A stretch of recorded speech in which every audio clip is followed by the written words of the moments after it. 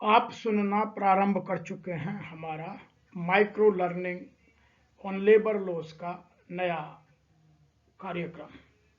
आज हम बात करेंगे common mistakes in recruitment process. आइए समझते हैं रिक्रूटमेंट है क्या। Recruitment refers to the process of identifying, attracting, interviewing, selecting, hiring and onboarding employees. It means इसमें 5 प्रक्रियाएं जुड़ी हुई हैं। Identification of candidate, attracting right candidate, interviewing and selecting right candidate, hiring and onboarding the right employees on the right place on time, right time. In other words, it involves everything from the identification of staffing need to filing it. तो ये बहुत अच्छी प्रक्रिया है, सभी organisations में होती है और बड़े सावधानी पूर्वक लोग इसे करते हैं, लेकिन कभी कभी जाने या अनजाने में इसमें कुछ गलतियां हो जाती हैं। आज उन्हीं को समझने की कोशिश करेंगे। मेरे हिसाब से यदि मैं राइट हायर की बात करूं तो इसको बड़े सिंपल शब्दों में मैं कह सकता हूं, right person plus right opportunity plus right time and right skill, right competence is equal to right hire. तो ये सारी चीजें करने में कई बार प्रक्रिया में जाने अनजाने कुछ चूक हो जाती है। अब इसमें प्रक्रियाएं क्या क्या शामिल हैं। कुछ लोग 6 प्रक्रियाएं होते हैं, 6 प्रोसेस इन्वॉल्व करते हैं, कुछ लोग 7 प्रोसेस इन्वॉल्व करते हैं। चलिए समझते हैं। सबसे पहले है preparing for the hiring, second है सोर्सिंग फॉर हायरिंग, थर्ड है screening of the biodatas from the right resource for the right candidate, next है selecting the right candidate with right competence or right skill on right time, hiring that person on right place, right time, right skill, on right remuneration, and onboarding in a system so that he can or she can understand the organization well. लेकिन इसी के साथ साथ कुछ लोग इसमें एक प्रक्रिया और ऐड कर लेते हैं, 7 स्टेप की बात करते हैं। Preparation, talent sourcing, applicant screening, interviewing and selection, job offers, negotiation, smooth onboarding, plus new प्रक्रिया है पोस्ट इवैल्यूएशन एंड फीडबैक। जब आदमी ज्वाइन कर लेता है तो उसका ओरिएंटेशन, इंडक्शन और उसको सिस्टमेटिकली फीडबैक देना। और अपनी अपनी ऑर्गेनाइजेशन की अपनी अपनी कल्चर है, अपने अपने हिसाब से लोग बात करते हैं, तो 6 और 7 में मत उलझिएगा। समझने की आवश्यकता है कि हम गलतियां इस हायरिंग प्रोसेस में, रिक्रूटमेंट प्रोसेस में कहां क्या कर जाते हैं। सबसे पहली गलती करते हैं इनएडिक्वेट जॉब डिस्क्रिप्शन। जिस पोजीशन के लिए हमें जॉब डिस्क्रिप्शन तैयार करना है, जो जॉब प्रोफाइल है, उसको हम ठीक से नहीं करते हैं। देखिए, एक बात सदैव ध्यान रखिए, we are not hiring the people, we are hiring the right skill और राइट कॉम्पिटेंस। गलती कहाँ होती है, जहां हम पीपल को हायर करने लग जाते हैं, स्किल छोड़ देते हैं, तो हम जॉब डिस्क्रिप्शन की बात ही भूल जाते हैं। तो प्रॉपरली जॉब डिस्क्रिप्शन बनाइए, उसको प्रॉपरली डिजाइन कीजिए, प्रॉपरली असेस कीजिए, उसी स्किल का आदमी ढूंढिए। दूसरी, नॉट चेकिंग द रेफरेंसेज। जब हमें कोई कहता है कि रेफरेंस से ले लो, तो हम रेफरेंस पर बिलीव करते हैं, कैंडिडेट को प्रॉपरली ठीक से चेक नहीं करते हैं, ना ही रेफरेंस को चेक करते हैं, और गलतियां हो जाती हैं। ये कई तरह की मिस्टेक्स मिलती हैं। कई बार रेफरेंस ही गलत आ जाता है, कई बार जो रेफरेंस देने वाला है उसको उस कैंडिडेट के बारे में बहुत जानकारी ठीक नहीं होती है, कई बार आदमी बायस्ड होकर रेफर कर देता है। तो बहुत सारी गलतियां इस प्रोसेस में भी होती हैं। नंबर नेक्स्ट है इग्नोरिंग कल्चरल फिट। जब हम इंटरव्यू कर रहे हैं तो उस टाइम हमें हमारी ऑर्गेनाइजेशन की क्या कल्चर है, क्या हमारे इथिक्स हैं, क्या हमारे वैल्यूज हैं, क्या हमारी विजन एंड मिशन है ऑर्गेनाइजेशन का, वो सब ध्यान रखना चाहिए।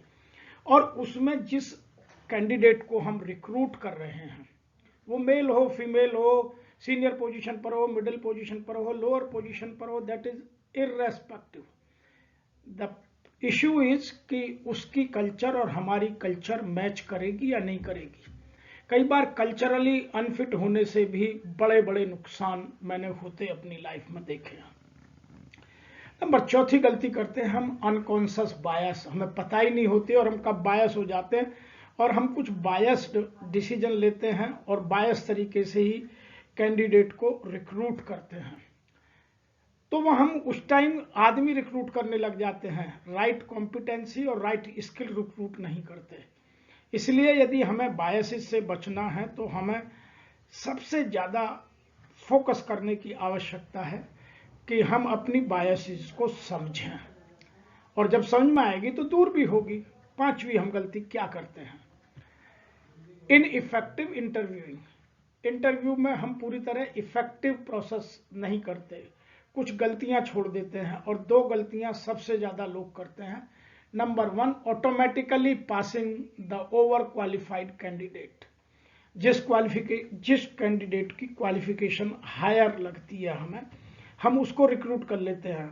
और मैं आपको यह भी बता दूं, कई बार हायर क्वालिफाइड कैंडिडेट मिसफिट होता है, क्योंकि उसको उसका जॉब सेटिस्फेक्शन कभी नहीं मिलता। उसकी स्किल, उसकी नॉलेज, उसकी एजुकेशन हायर होती है और वह सदा कुड़ता रहता है, कभी भी अपनी परफॉर्मेंस 100% ऑर्गेनाइजेशन को नहीं देता। तो कभी भी ओवर क्वालिफाइड लोगों को सेलेक्ट मत कीजिए, ये गलती मत कीजिए। दूसरी गलती और करते हैं इंटरव्यू के टाइम में, आस्किंग प्रेडिक्टेबल क्वेश्चंस। जो पहले से ही लोग तैयारी करके आते हैं उनके उत्तर रट लाते हैं और उनको वास्तव में स्किल नहीं होती है। तो आप क्वेश्चंस ऐसे पूछिए ताकि उसके बिहेवियर का, उसकी सॉफ्ट स्किल्स का, उसकी नॉलेज का इन डेप्थ आपको पता चले। तो asking predictable questions right that lead to canned answers and reveal nothing about the candidate. जो कैंडिडेट है उसके बारे में नहीं पता चलता, रटा रटाया आंसर वह बोल देता है। तो आप एक ही क्वेश्चन को कई तरीके से भी इंटरव्यू में पूछ सकते हैं। नंबर 6 गलती हम क्या करते हैं वह भी समझते हैं, पुअर कम्युनिकेशन। हम ठीक से ना अपनी बात कह पाते हैं ना उसकी बात सुनते हैं, और फिर हम डिसीजन लेते चले जाते हैं और रॉन्ग सिलेक्शन कर लेते हैं। तो इंटरव्यू की प्रोसेस में कम्युनिकेशन का बहुत महत्व है कि आप क्वेश्चन ओपन एंडेड पूछें, क्लोज एंडेड अवॉइड करें, और यदि क्लोज एंडेड पूछ रहे हैं तो फिर उसका स्पष्टता से आंसर लें। दूसरा, जो कैंडिडेट कह रहा है उसको समझें। फिर आप ये देखें कि मेरा जॉब डिस्क्रिप्शन, मेरा जॉब प्रोफाइल क्या मांग रहा है, इसकी क्वालिफिकेशन, इसका एक्सपीरियंस, इसका थॉट प्रोसेस, इसका वैल्यू सिस्टम उसके साथ मैच कर रहा है या नहीं कर रहा है। तो कम्युनिकेशन में इन सब चीजों को असेस करने की आवश्यकता है। नंबर 7, स्किपिंग ए फोन इंटरव्यू। आज की डेट में डिजिटलाइजेशन का जमाना है, टेक्नोलॉजी का जमाना है। आप पहले कैंडिडेट से ओवर फोन उसकी स्क्रीनिंग कीजिए, उसको भी आने में समय बचेगा और आपको भी जाने में या कहीं दूसरी जगह जाकर बात करने में समय बचेगा। तो आप बहुत गहराई से डिटेल में टेलीफोन पर इंटरव्यू कर सकते हैं, और टेलीफोन पर बहुत सारी चीजें हैं जो इंटरव्यू के एक्सपर्ट होते हैं वो सब समझते हैं। मैंने अपनी लाइफ में लगभग 12,000 लोगों को सेलेक्ट किया है 38 इयर्स के एक्सपीरियंस में, और मैं तब से टेलीफोनिक इंटरव्यू करता चला रहा हूं, लगभग 92-93 से। तब तो मोबाइल फोन होते भी नहीं थे। तब हम कैंडिडेट को अपने उसके पास के शहर में बुलाकर, और जब लाइटनिंग कॉल के जरिए या यदि कैंडिडेट पास में है तो किसी और तरीके से यह प्रोसेस हम पूरी कर देते हैं। आज तो जब चाहें 1 क्लिक पर आप बात कर सकते हैं, तब फोन के ऊपर इंटरव्यू करना एक बड़ी प्रोसेस मानी जाती थी, लेकिन अच्छी ऑर्गेनाइजेशंस तब से करती चली आ रही हैं।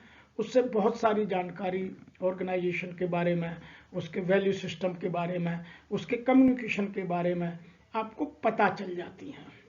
तो आप राइट कैंडिडेट पाने में आसानी होती है। नंबर 8 है नेग्लेक्टिंग कैंडिडेट एक्सपीरियंस। कई बार कैंडिडेट का एक्सपीरियंस जो है हम उसको वेट ही नहीं देते हैं, अपनी ही धुन में रहते हैं, अपने ही क्वेश्चन करते हैं, अपनी बात करते हैं और हम उस कैंडिडेट के साथ जस्टिस नहीं करते। और जो कैंडिडेट का एक्सपीरियंस है उसको थोड़ी सी मेहनत से बहुत अच्छे रूप में यूज किया जा सकता है। हम जिस पोजीशन के लिए उस कैंडिडेट की स्किल को या कॉम्पिटेंस को यूज करना चाहते हैं, तो ये भी कुछ गलतियां इंटरव्यू प्रोसेस में करते हैं। नंबर 9 गलती हम क्या करते हैं, वह भी समझने की बात है। Relying on external candidate only. हमेशा हम ये सोचते हैं कि बाहर से कैंडिडेट लेंगे तो अच्छा होगा। नहीं, आपके यदि इंटरनल रिसोर्सेज बहुत स्ट्रांग हैं और आपने इंटरनल टैलेंट डेवलपमेंट ठीक से किया है तो इंटरनल रिसोर्स ऑलवेज बेटर। हम गलती हमेशा ये करते हैं कि अपने घर के कैंडिडेट को उसमें छोटी छोटी कमियां ढूंढते रहते हैं या बायस्ड हो जाते हैं या प्रेजुडिस हो जाते हैं और उसको मौका नहीं देते और बाहर से सेलेक्ट करते हैं और बड़ी गलती हो जाती है। मैंने बहुत बार देखा है कि हमारा इंटरनल कैंडिडेट आउट सोर्स वाले कैंडिडेट से बहुत अच्छा निकला। तो हमेशा अपने टैलेंट डेवलपमेंट पर फोकस कीजिए और यदि ऑर्गेनाइजेशन बड़ी है तो इसको विधिवत रूप से डेवलप कीजिए। मैंने बहुत सारी ऑर्गेनाइजेशंस ऐसी देखी हैं जो एक लेवल के बाद बाहर से सिलेक्शन ही नहीं करती, वो इंटरनल रिसोर्स से ही प्रमोशन देती है। उससे कल्चरली आदमी फिट रहता है, उससे ऑर्गेनाइजेशन की जो वैल्यू है, मिशन है, इथिक्स है, जो और बहुत सारी चीजें हैं, जो पॉलिसीज के बारे में जानकारी है, वह सब उसको पहले से होती है। तो उसको उस कल्चर में फिट होने में आसानी होती है। और फिर जितना आप बाहर वाले को लाकर डेवलप करना चाहते हैं उतना उसको कोचिंग के हिसाब से या मेंटरिंग के हिसाब से डेवलप कीजिए और उसकी कॉम्पिटेंसी डेवलप करने को उसको थोड़ी ट्रेनिंग में वह आपकी बहुत अच्छी एसेट्स बन सकता है। लेकिन बहुत सारे लोग ये गलती करते हैं कि इंटरनल रिसोर्स को फोकस नहीं करते, हमेशा एक्सटर्नल से रिक्रूट करना चाहते हैं। उसके बारे में हिंदी में कहावत कही जाती है, घर का जोगी जोगनर आन गांव का सिद्ध। हम बाहर वाले को बहुत अच्छा मानते हैं लेकिन हमारा अपना इंटरनल रिसोर्स भी हमें चेक करते रहना चाहिए। नंबर 10 गलती करते हैं, having a narrow recruitment pool. हम इतने कम लोगों में से ही लोगों को छांटना चाहते हैं जिसमें राइट कैंडिडेट हमें नहीं मिलता और उसमें गलती से हमें समझौता करना पड़ जाता है। आज डिजिटलाइजेशन का जमाना है, टेक्नोलॉजी का जमाना है, एआई का जमाना है, डेटा का जमाना है। आप अपना जितना बड़ा दायरा रखेंगे, नैरो मत कीजिए रिक्रूटमेंट पूल को, जितना बड़ा रखेंगे उससे आपको अच्छे कैंडिडेट मिलने की प्रबलता अधिक होगी। नंबर 11वीं गलती जो करते हैं, equating education and experience with skills. ये बहुत गलती करते हैं लोग बाग, ये मैंने बहुत जगह देखा है और जिससे ऑर्गेनाइजेशन को बाद में काफी लॉस हुआ है। तो कभी भी ये गलती मत कीजिएगा, equating education and experience with skill, कि इसका एक्सपीरियंस और एजुकेशन इतनी ज्यादा है कि इसमें तो ये स्किल होगी होगी, जरूरी नहीं है। आप ड्यूरिंग द इंटरव्यू प्रोसेस ये स्किल चेक कीजिए। आज साइकोमेट्रिक टेस्ट क्यों होने लगे, उसका कारण ये है कि हम समझना चाहते हैं कि उसकी जो स्किल है वो स्किल को विजडम के साथ, उसके एटीट्यूड के साथ कैसे कन्वर्ट करता है सॉफ्ट फ्लोर पर। तो आप उसकी विजडम तक चेक करने की प्रोसेस को फॉलो कीजिए। नंबर 12वीं गलती करते हैं हम, not providing enough information about your company. आप अपनी कंपनी के बारे में, अपनी कंपनी की कल्चर के बारे में उसे पूरी इंफॉर्मेशन नहीं देते। कई बार वो कुछ और सोचता है, आप कुछ और सोचते हैं, तो मिसमैच होकर के सिलेक्शन हो जाता है। या तो वो ज्वाइन करते ही कैंडिडेट छोड़ देता है या आपको लगने लगता है कि गलती हो गई और वो मिसफिट काफी दिन तक ऑर्गेनाइजेशन में ट्रबुलेंस लाकर रखता है। नंबर 13 मिस्टेक है, going on board on your list of roles requirement. आपकी जो रिक्वायरमेंट है लिस्ट की, जो आपको अपने लिए चाहिए, वो आप सेलेक्ट कीजिए लेकिन जब आप ऑन बोर्ड कर रहे हैं तो उस टाइम उन गीतों को मत गाइए, थोड़ा समय दीजिए, उसको कल्चर को अंडरस्टैंड करने दीजिए, उसका ओरिएंटेशन इंडक्शन ठीक से कराइए और तब उसको उसके रोल में फिट कीजिए।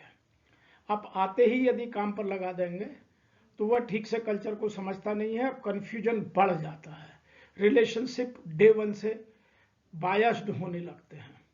तो ये गलती अवॉइड करने की कोशिश हर ऑर्गेनाइजेशन को करनी चाहिए और एचआर डिपार्टमेंट के लोगों की यह जिम्मेवारी है कि वो इन चीज़ों को टाइम टू टाइम रिफ्रेम करें, रिकरेक्ट करें। नंबर 14 गलती करते हैं घोस्टिंग कैंडिडेट। यह गलती भी बहुत होती है, आप सावधान रहिएगा। एचआर की टीम को पूरी जिम्मेवारी के साथ, पूरी मुस्तैदी के साथ, पूरी ईमानदारी के साथ डॉक्यूमेंटेशन चेक, उसका आइडेंटिफिकेशन चेक करना बहुत जरूरी है। मुझे एक वक्त वो भी याद है जब जॉनसन एंड जॉनसन में, इंडियन ऑर्गेनाइजेशंस में एक पाकिस्तानी भर्ती हो गया था। तो ये किस तरह की गलती है। तो आप इन चीज़ों में कभी भी कुछ चीज़ भी उसके फेस वैल्यू को मत जाइएगा। Check the documents and record fairly, properly, adequately. 15वीं गलती करते हैं लैकिंग फ्लेक्सिबिलिटी। हम फ्लेक्सिबल नहीं होते, रिजिडिटी में अच्छा कैंडिडेट निकल जाता है और फिर हमें समझौते के साथ लोअर स्किल का या लोअर कॉम्पिटेंस का या लोअर नॉलेज का पर्सन सेलेक्ट कर लेते हैं। तो कभी कभी फ्लेक्सिबिलिटी अपनाइए और उससे थोड़ी सी मेहनत से आने वाले कैंडिडेट को डेवलप कीजिए। नंबर 16वीं गलती करते हैं यूजिंग अनइथिकल रिक्रूटमेंट प्रोसेस। जैसे अनइथिकल रिक्रूटमेंट प्रोसेस क्या हो सकती है, जैसे नेपोटिज्म है, फेवरेटिज्म है। ये दो उदाहरण बहुत मशहूर है, नेपोटिज्म एंड फेवरेटिज्म। तो इनसे बचिए। कई बार क्या होता है कि ऑर्गेनाइजेशंस इसीलिए खराब होती हैं। मैं बहुत सारी ऑर्गेनाइजेशंस को इसलिए डूबते हुए देखता हूं कि वो इन दो चीज़ों से कभी भी बाहर नहीं निकल पाती। उन्हें, मैंने ऐसी ऑर्गेनाइजेशन बहुत देखी जिनको एक पर्टिकुलर कास्ट का आदमी ही चाहिए। अरे आप कास्टिज्म नहीं चला रहे हैं, ऑर्गेनाइजेशन चला रहे हैं सर। आप इस हिसाब से अपने आप को इन एथिकल रिक्रूटमेंट प्रोसेसेस से बाहर निकालिए। आप ऑर्गेनाइजेशन को डेवलप करने में मदद कीजिए। Number 17, not giving importance to soft skills. कुछ लोग केवल हार्ड स्किल पर ही, उसकी क्वालिफिकेशन क्या है, उसकी एक्सपीरियंस कितना है, वो नहीं देखते कि वो उसकी सॉफ्ट स्किल्स क्या हैं। बहुत सारे लोग बहुत अच्छे पढ़े लिखे होते हैं लेकिन ठीक से कम्युनिकेट नहीं कर पाते, बड़ी प्रॉब्लम आती है। सीनियर पोजीशन पर जाते ही कुछ लोगों की ह्यूमन स्किल बड़ी वीक होती है, वो आइसोलेशन में काम करते हैं, टीम में काम नहीं कर पाते हैं। अब मार्केटिंग का आदमी यदि आपने अपॉइंट किया और उसकी सॉफ्ट स्किल वीक है, टीम बिल्डिंग वीक है, तो कहाँ से आउटपुट देगा। आपने यदि प्रोसेस में किसी आदमी को अपॉइंट किया और उसकी टीम बिल्डिंग खराब है, तो मेंटेनेंस के साथ या सप्लाई चेन के साथ रिलेशन ही डेवलप नहीं कर पाएगा, तो उस स्किल को कैसे यूज करेगा। तो आपको उसकी सॉफ्ट स्किल भी असेस करनी चाहिए जो आपके जॉब डिस्क्रिप्शन का हिस्सा है। इसीलिए आज के टाइम में सॉफ्ट स्किल का दायरा बढ़ता जा रहा है। Number 18, thinking short term. हम हमेशा थोड़े दिन की सोचते हैं कि चला लेंगे काम, फिर बाद में देखा जाएगा क्या होगा। कुछ नहीं होता। एक बार यदि रॉन्ग पर्सन आ गया और उसने यदि रिजाइन नहीं किया तो वो ऑर्गेनाइजेशन को कितने लंबे समय तक, जब तक वो रिटायर नहीं होगा तब तक परेशान करेगा। ना तो प्रोडक्टिविटी आएगी, ना ऑर्गेनाइजेशन कल्चर आएगी, ना ऑर्गेनाइजेशन वैल्यूज आएंगी। इसीलिए आप शॉर्ट टर्म में मत थिंक कीजिए, हमेशा think big and think in longer term. तो ये कुछ गलतियां होती हैं, इनके अतिरिक्त और भी होती हैं। आइए इन सब चीज़ों को समझते हैं कि हम जब राइट कैंडिडेट को सिलेक्शन करने में ये गलतियां क्यों कर जाते हैं, इससे ऑर्गेनाइजेशन को क्या लाभ और नुकसान हो सकता है। तो गलती से लाभ तो किसी को होता नहीं है और लास्ट में जो रिक्रूटमेंट के टीम के लोग हैं वो इधर उधर की बातें करने लगते हैं। They do not understand what has happened. उनकी इस गलती से क्या हो चुका है। आइए ऑर्गेनाइजेशंस को क्या क्या इन गलतियों से नुकसान हो जाते हैं। सबसे पहला है rehiring and training cost can be high. या तो वो आदमी फिट नहीं बैठा तो आपको दूसरा आदमी रिहायर करना पड़ेगा या उसको ट्रेन करना पड़ेगा, एजुकेट करना पड़ेगा, उनमें समय भी लगेगा और उसमें कॉस्ट भी आएगी। और हिडन कॉस्ट इन चीज़ों की बहुत अधिक है। जो ऑर्गेनाइजेशंस प्रोफेशनली मैनेज हैं वो इन चीज़ों को बहुत अच्छी तरीके से असेस करती हैं। Number 2, increase time and decrease productivity. वह बहुत समय लेगा और उसकी प्रोडक्टिविटी दिनों दिन घटती चली जाएगी। जैसे जैसे उसका ओपन होता जाएगा नॉन परफॉर्मेंस के थ्रू, तो उसकी productivity day by day reduce होती चली जाएगी। तो ऑर्गेनाइजेशन की यदि टीम की प्रोडक्टिविटी कम है तो ऑर्गेनाइजेशन की प्रोडक्टिविटी ऑटोमेटिकली लो होगी, और जितनी लो होती जाएगी उतनी उसे प्रॉब्लम होगी। नंबर 3 है a bad hire can damage the team morale. यदि आपने एक गलत आदमी हायर कर लिया और वो सीनियर पोजीशन पर आ गया तो वो पूरी टीम के मोरल को डिस्ट्रॉय कर देता है, क्योंकि वह उन शब्दों को यूज करता है या स्लैंग वर्ड्स यूज करता है जो उस कल्चर में फिट नहीं बैठते, और टीम बिखरती चली जाती है। वो फेवरेटिज्म करने लगता है, वो नेपोटिज्म करने लगता है, वो गलत लोगों से टीम की जगह ग्रुप बनाने लगता है, वो ग्रुपिज्म में फंस जाता है। तो बैड हायरिंग के और बहुत सारे नुकसान हैं। नंबर 4 है poor performance affect the entire organisation. यदि एक आदमी की पुअर परफॉर्मेंस है तो पूरी ऑर्गेनाइजेशन को हिलाकर रख देती है। यदि जैसे जैसे वो सीनियर पोजीशन पर ये पुअर परफॉर्मेंस के लोग चले जाते हैं, वो चाहे नेपोटिज्म से जाएं या लॉयल्टी के नाम पर जाएं, फेवरेटिज्म के नाम पर जाएं, कास्ट के नाम पर जाएं, रिलीजन के नाम पर जाएं या और किसी कारण से जाएं, वो सब ऑर्गेनाइजेशंस, मैंने बहुत सारी ऑर्गेनाइजेशंस को जो अच्छी ऑर्गेनाइजेशंस कही जाती थी मरते हुए देखा है।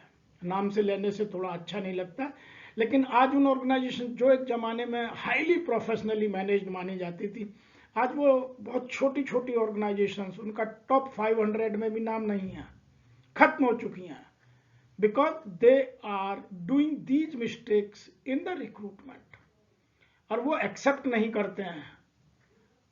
नंबर नेक्स्ट है damage the culture of the organisation. ये लोग ऑर्गेनाइजेशन की कल्चर को धीरे धीरे खत्म कर देते हैं। देखिए, मैं आपको ऐसी ऑर्गेनाइजेशन बता सकता हूं जो पहले हाईली प्रोफेशनली मैनेज्ड कही जाती थी, और उनके कुछ लोगों ने गलत आने से और वो सीनियर पोजीशन पर जाने से उन्होंने उस कल्चर को बर्बाद कर दिया, जिससे अच्छे लोगों ने उस ऑर्गेनाइजेशन को ज्वाइन करना ही बंद कर दिया। Good people do not attract towards those organisations. वो उधर को जाते ही नहीं, अप्लाई नहीं करते। यदि कोई कंसल्टेंट भी गलती से उनका काम ले ले, पहले तो अच्छे कंसल्टेंट ऑर्गेनाइजेशन का काम ही नहीं लेते, यदि कोई ले भी ले पैसे के अभाव में तो अच्छे कैंडिडेट अट्रैक्ट नहीं कर पाता है। और ऐसी बहुत ऑर्गेनाइजेशंस हैं, नाम से बात नहीं करेंगे, जिनकी कल्चर के नाम पर लोग मना कर देते हैं। इसीलिए इन चीज़ों को समझना बहुत आवश्यक है। नंबर 6 है अनवांटेड लिटिगेशन। यदि एक बार आपने गलत आदमी कर लिया, फिर उसको आप परफॉर्मेंस लो करके निकालेंगे तो प्रोडक्टिविटी गई। आपने यदि उसका डिले किया तो ऑर्गेनाइजेशन को प्रोडक्टिविटी गई। यदि आपने उसको आपने गलत तरीके से निकाल दिया और कोर्ट केस में फंस गया तो अननेसेसरी का लिटिगेशन बढ़ गया। तो ये कुछ नुकसान होते हैं। इसके अलावा जो एम्प्लॉयर्स की ब्रांड इमेज है वो पूरी तरह से डिस्ट्रॉय हो जाती है। इसलिए यदि आपको अपनी ब्रांड बिल्डिंग करनी है तो इन चीज़ों को सदैव सिरे से कंट्रोल कीजिए और खारिज कीजिए। आइए अब बात करते हैं कि हम 2025 में जो ये रिक्रूटमेंट की एरर्स हैं इनसे कैसे बच सकते हैं, हमें क्या करने की आवश्यकता है। छोटी छोटी चीज़ें हैं, यदि आप ध्यान रखेंगे तो इन चीज़ों से किसी भी कीमत पर बाहर आएंगे।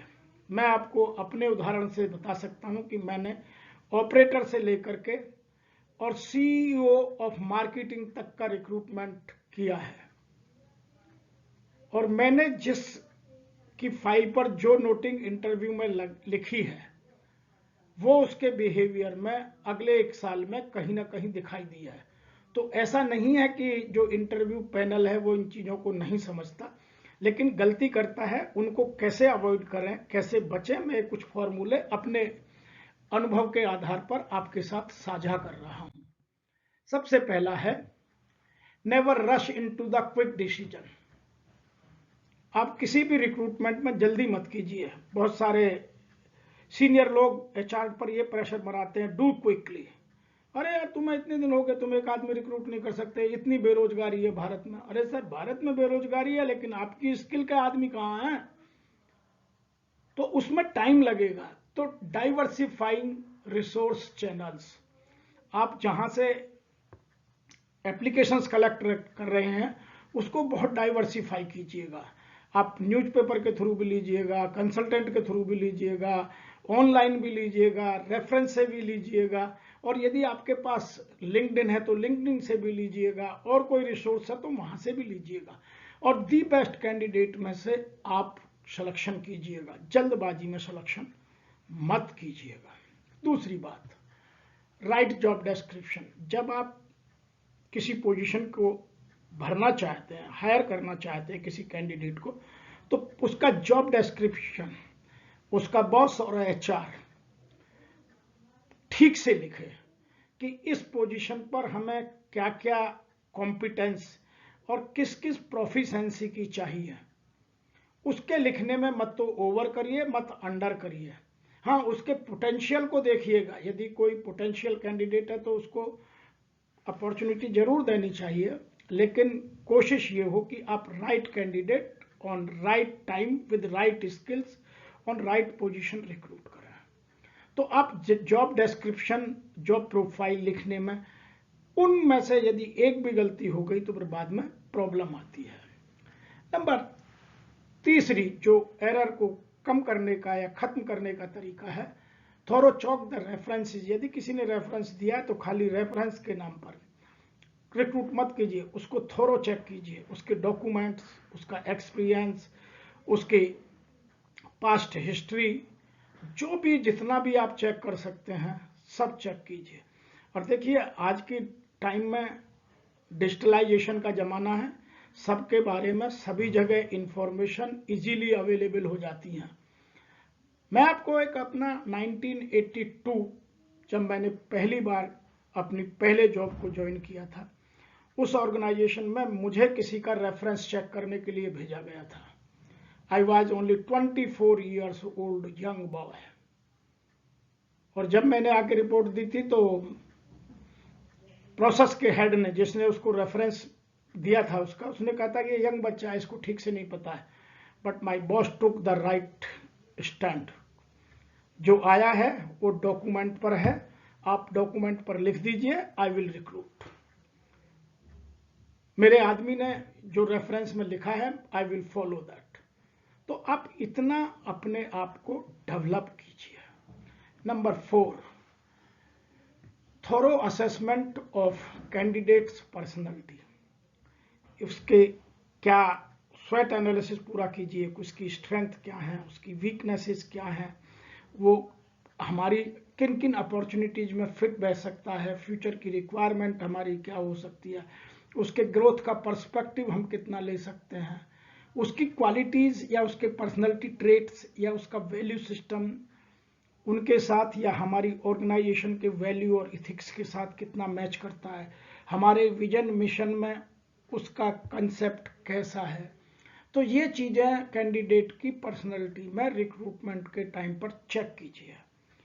टीम बिल्डिंग में कितना है, कम्युनिकेशन में कितना स्ट्रोंग है, सबऑर्डिनेशन में कितना स्ट्रोंग है, फीडबैक किस तरह लेता देता है, रेस्पेक्ट किसकी कितनी करता है। ये सब चीजें बड़े इजीली इंटरव्यू प्रोसेस में नजर आती हैं। नंबर 5 बात करेंगे, प्रिपेयरिंग योरसेल्फ फॉर हायरिंग। आप अपने आप को, जो इंटरव्यू लेने वाली टीम है या जो ऑर्गेनाइजेशंस के ओनर हैं, उनको 2 चीजों को ध्यान रखने की बहुत ज्यादा जरूरत है। Number 1, invest in employers branding. आप अपनी ब्रांडिंग को मजबूत कीजिए ताकि अच्छे लोग अट्रैक्ट हों। मैंने आपको अभी थोड़ी देर पहले बोला था, कुछ ऑर्गेनाइजेशन का मार्केट में ब्रांड वैल्यू इतनी कम है कि अच्छे कैंडिडेट कंसल्टेंट के बार बार रिक्वेस्ट करने के बाद भी इंटरव्यू के लिए नहीं जाते। तो सबसे पहले आप अपनी ब्रांड इमेज को, ब्रांड बिल्डिंग को डेवलप कीजिए। दूसरा, यूटिलाइज टेक्नोलॉजी इफेक्टिवली। आज टेक्नोलॉजी का जमाना है। आप एआई को, आप रिक्रूटमेंट रिसोर्सेज को, रिक्रूटमेंट टूल्स एंड टेक्निक्स को, रिक्रूटमेंट सिस्टम्स को, रिक्रूटमेंट प्रोसीजर्स को इफेक्टिवली फॉलो कीजिएगा। अवॉइड मत कीजिएगा, जल्दबाजी मत कीजिएगा, नहीं तो वही परिणाम होंगे जो पिछले 20 मिनट से हम आपके साथ चर्चा कर रहे हैं। नंबर 6 पर बात करेंगे हम। Do not just hire on recommendations. किसी एक आदमी ने रिकमेंड कर दिया, कभी पॉलिटिशियंस रिकमेंड कर देते हैं, कभी सीनियर गवर्नमेंट ऑफिशियल्स रिकमेंड कर देते हैं, कभी बोर्ड ऑफ डायरेक्टर्स में से कोई रिकमेंड कर देता है। ऐसी गलती कभी मत कीजिएगा। रिलेशनशिप बिल्डिंग में ये सब काम चलते हैं। मैंने बड़ी बड़ी ऑर्गेनाइजेशंस को केवल इसी गलती से डूबते हुए देखा है। इसीलिए जो लोग इस ट्रैप में फंस जाते हैं वो ऑर्गेनाइजेशंस लड़खड़ाकर बड़ी तेजी से नीचे की ओर गिरने लगती हैं। नंबर 7 पर है do not rush the hiring process. पहला है do not rush into the quick decision. Decision जल्दी मत लीजिए, थोड़ा डिसीजन में टाइम लीजिए। दूसरा है इस प्रोसेस में जल्दी मत कीजिएगा। तो इस प्रोसेस को एस्टेब्लिश स्ट्रक्चर्ड हायरिंग प्रोसेस। किसमें कितने दिन लगेंगे? कुछ लोग केवल मुझे एक आदमी चाहिए कहीं से भी दे दो, ये प्रोसेस उस तरह की नहीं है।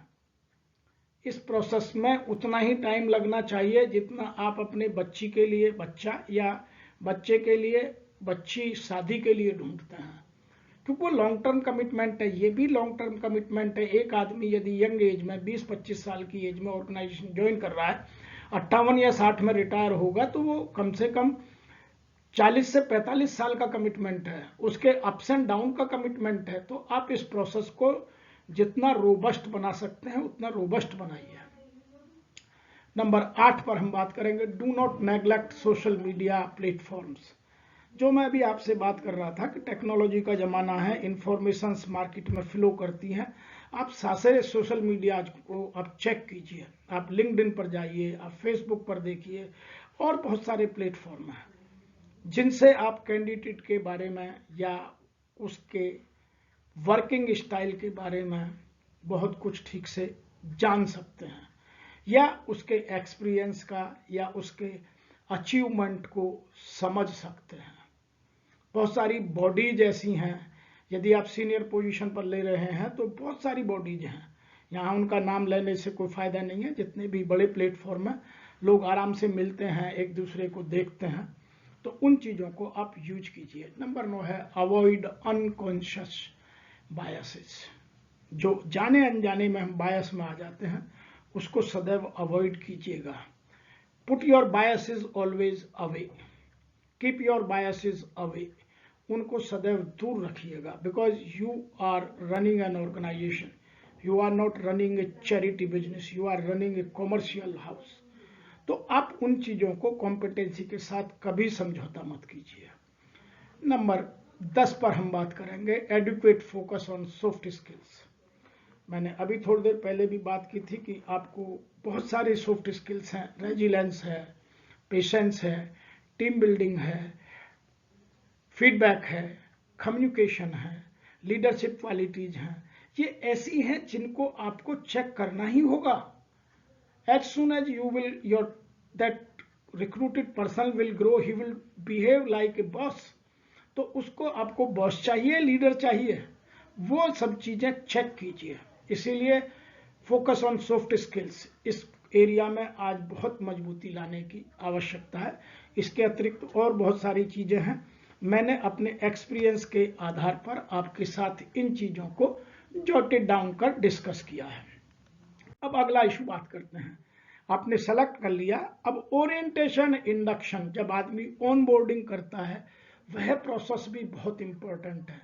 बहुत सारे लोग कैंडिडेट उस स्टेज पर आकर विड्रॉ कर जाते हैं। आइए उसमें भी क्या क्या गलतियां होती हैं, क्या क्या सावधानियां हमें बरतनी चाहिए, उन चीजों की भी बात यहां कर लेते हैं। प्रॉब्लम्स ऑफ ओरिएंटेशन, ओरिएंटेशन में क्या प्रॉब्लम आती हैं? बिजी और अनट्रेंड सुपरवाइजर, जिस दिन जिस डिपार्टमेंट में उस आदमी का ओरिएंटेशन था वहां गया, वहां कोई मिला ही नहीं, या मिला तो उसने कहा I am too busy, come tomorrow, अरे अगले दिन उसका शेड्यूल कहीं और है भाई। तो ओरिएंटेशन इंडक्शन प्रोसेस को बड़ी सिस्टमेटिकली ऑर्गेनाइजेशन वैल्यू के साथ जोड़कर प्रोसेस के हिसाब से कंप्लीट करना आवश्यक है, otherwise HR should take appropriate action against those persons who are not following. Number 2, too much information. बहुत सारे लोग अपना ज्ञान बघारने के लिए, अपनी बड़ाई दिखाने के लिए पहले दिन ही उस कैंडिडेट से जो ऑर्गेनाइजेशन में नया ज्वाइन कर रहा है या कर रही है, उसको इतनी इंफॉर्मेशन देते हैं कि वो सोचता है कि मैं कहां आ गया, what I have to do, for what I have been selected, वो कंफ्यूज होने लगता है। तो इतनी इंफॉर्मेशन कभी भी, बहुत ज़्यादा इंफॉर्मेशन मत शेयर कीजिए, पहले उसको सुनिए, समझिए, सॉफ्टली ऑर्गेनाइजेशन के प्रोसेस के बारे में, पॉलिसीज के बारे में, अपने डिपार्टमेंट की वर्किंग के बारे में इंफॉर्मेशन ली दीजिए। नंबर 3 जो प्रॉब्लम आती है, ओवरलोडेड विद पेपर वर्क। कुछ लोग बहुत सारा काम दे देते हैं, तुम्हें रिपोर्ट भी बना के देनी है, तुम्हें लिख के भी देना है, I want your induction report in 1 week time in 50 pages. तो वो सोचता है कि ये क्या हो गया यार, मैं कहां आ गया। तो आप थोड़ी सी इन चीजों को, एचआर डिपार्टमेंट से रिक्वेस्ट है कि वो इन चीजों को सिस्टम में डाले। नंबर 5 है गिविंग मीनियल टास्क। वो गलती मत करिएगा, बहुत छोटे छोटे मीन मेंटेलिटी के काम शुरू में मत दीजिए। जिस काम के लिए आपने ज्वाइन किया है, उसको ज्वाइन कराया है, उसी से संबंधित उसको पूरा काम दीजिए, उसको सपोर्ट दीजिए, उसको स्टेशनरी दीजिए, टूल्स एंड टैकल्स दीजिए, उसका प्रोसेस समझने में मदद कीजिए, उसके टीम के लोगों से मिलिए और मिलवाइए, और उसको हर तरह की सपोर्ट दीजिए। देखिए, नई ऑर्गेनाइजेशन ज्वाइन करना इसी तरह से जैसे एक पौधे को एक एनवायरनमेंट से उखाड़कर दूसरे एनवायरनमेंट में लगाकर डेवलप करना। एक बार डेवलप हो जाता है तो वही पौधा फ्रूट भी देता है, छाया भी देता है, लकड़ी भी देता है, और बहुत सारी चीजें देता है। इसी तरह से वही ऑर्गेनाइजेशन में बड़ा होकर के सीईओ बन के ऑर्गेनाइजेशन को आगे भी ले जाता है। तो थोड़ा सा पेशेंस के साथ इन एक्टिविटीज को कीजिएगा। नंबर 5 है employees throne into the action. आते ही काम पर लगा दीजिए, तुम्हें ये भी करना है, तुम्हें ये भी करना है, तुम्हें ये भी करना है। नहीं भाई, एक as a good PR, good friend, good team member, आप उसको पहले मदद कीजिए खुद को एस्टेब्लिश होने में, फिर उस पर काम करिए। नंबर 6 गलती हम करते हैं या प्रॉब्लम होती है लोगों को, रॉन्ग परसेप्शन ऑफ एम्प्लॉयज। आप डे 1 से उसके बारे में अवधारणा ही कुछ और बना लेते हैं, उस परसेप्शन ही कहीं और ले जाते हैं। टीम ने रिक्रूटमेंट किया है कुछ, आप बात करते हैं कुछ। इससे बड़े बड़े ऑर्गेनाइजेशंस को मैंने धराशायी होते देखा है, रॉन्ग परसेप्शन के साथ बड़े बड़े लोगों को देखा है। तो एचआर डिपार्टमेंट की ये जिम्मेवारी बनती है कि वह इस प्रोसेस को इन प्लेस इंटैक्ट करे और सिस्टमेटिकली फॉलो कराए। इसके लिए मैं कुछ अपने अनुभव के आधार पर आपके साथ शेयर करता हूं क्या करने की आवश्यकता है। How to make induction program effective. Number 1, feed forward of the possible problems and solutions. आप जो भी जिसके पास भी आए उसे पहले बताइए और उसके सॉल्यूशन दीजिए, ये सॉल्यूशन है, हम आपके साथ मिलकर के what you will say we will see to it. दूसरा, a warm and friendly welcome will reduce the possible problems. जब भी जिस डिपार्टमेंट में वह इंडक्शन ओरिएंटेशन के लिए कैंडिडेट जाए, उसका वार्म वेलकम कीजिए, स्वागत कीजिए, फ्रेंडली बिहेवियर कीजिए और सिस्टम में इंफॉर्मेशन का लेन देन कीजिए। कोई भी additional information which is not required at that point of time don't discuss. Number 3 है इन्वॉल्वमेंट ऑफ टॉप मैनेजमेंट। जहां गलतियां हो रही हैं वहां टॉप मैनेजमेंट को इन्वॉल्व कीजिए। मैंने एक बार ऐसे आदमी को भी बोला जो अपने डिपार्टमेंट का हेड था, उसके डिपार्टमेंट में हमने एक बीइंग एचआर हेड, हमने एक मिडिल मैनेजमेंट लेवल के आदमी को इंडक्शन के लिए भेजा। तो उसने कहा मेरी तो उस दिन मीटिंग है। मैंने कहा मीटिंग ड्रॉप कर दीजिए, I will take care, but you have to do the induction properly of that candidate. उसने यूनिट हेड को जाकर बोला। तो मैंने यूनिट हेड को समझाया कि मीटिंग में ये बाद में भी बात कर सकते हैं, लेकिन इसका इंडक्शन दोबारा नहीं होगा। And unit head softly agreed with me कि don't come to the meeting, we will take care, but you do that job. तो टॉप मैनेजमेंट का इन्वॉल्वमेंट इतना मसला रखता है। तो ओरिएंटेशन इंडक्शन प्रोसेस में जिस दिन जहां शेड्यूल है वहां सारे टीम मेंबर्स को जिनका नाम लिखा जाए उनकी अवेलेबिलिटी सिस्टमेटिकली होना आवश्यक है। नंबर 5वां तरीका है determination of information needed off the new employees. आप पहले से डिसाइड कर लीजिए कौन सी इंफॉर्मेशन देनी है, कौन सी नहीं देनी है। एक पॉलिसी होती है ओरिएंटेशन इंडक्शन की, उसके हिसाब से आप काम कीजिएगा, किसी को डराइए मत। बहुत सारे लोग जानबूझ करके ऐसा हुआ क्रिएट करते हैं कि सामने वाला कैंडिडेट कई बार इस दुविधा में फंस जाता है कि मैं सही ऑर्गेनाइजेशन ज्वाइन कर रहा हूं या गलत ऑर्गेनाइजेशन ज्वाइन कर रहा हूं, और यही डिसीजन मेकिंग फिर ऑर्गेनाइजेशन के लिए दुविधा बनकर खड़ी हो जाती है। नंबर नेक्स्ट जो सॉल्यूशन है वो है planning the presentation of information. आप पहले तो एचआर डिपार्टमेंट पूरी ऑर्गेनाइजेशन का ऑर्गेनाइजेशन चार्ट के की पोजीशंस के साथ उसको एक चार्ट बना के दे ताकि उसको समझने में आसानी हो। दूसरा एचआर की पॉलिसीज को समझाए। तीसरा सब लोगों की नेचर के बारे में भी थोड़ा अवगत कराए, और प्रॉपरली प्रेजेंटेशन के थ्रू जहां भी जाए उन डिपार्टमेंट को बोले कि वो प्रेजेंटेशन के साथ एक हार्ड कॉपी बाद में उसे दे दें और उसको समझाएं, ताकि उसके दिमाग में, क्योंकि पहले दिनों में ही इतनी सारी इंफॉर्मेशन कैरी करना थोड़ा कठिन तो होता है। नंबर नेक्स्ट है a phased induction program would place the new employ at each. बहुत सारे लोग क्या करते हैं कि बड़ी ऑर्गेनाइजेशंस में भी 4 दिन में ओरिएंटेशन इंडक्शन खत्म करते हैं, गलत है। यदि ऑर्गेनाइजेशन बड़ी है तो 15 डेज का टाइम दीजिए, मीडियम है तो 7 डेज का टाइम दीजिए, उसको आधा दिन एक डिपार्टमेंट में लगाने दीजिए ताकि वह ठीक से समझ सके।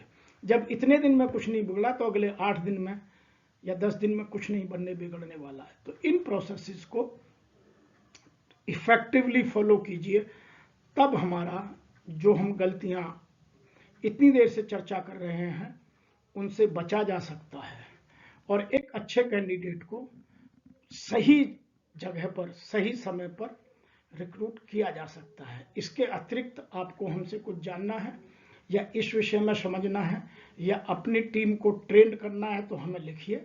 मैंने अपना नाम, ईमेल एड्रेस और अपने यूट्यूब चैनल, जिस पर हमने इस तरह के करीब 300 वीडियो डाल दिए हैं, आप देखिए, समझिए। हमें आवश्यकता है तो बुलाइए, हम ट्रेनिंग भी देते हैं और लोगों की मदद भी करते हैं। आपको ये वीडियो अच्छा लगा तो लाइक करें, कमेंट करें और लोगों को शेयर करें, हमारे चैनल को सब्सक्राइब करें।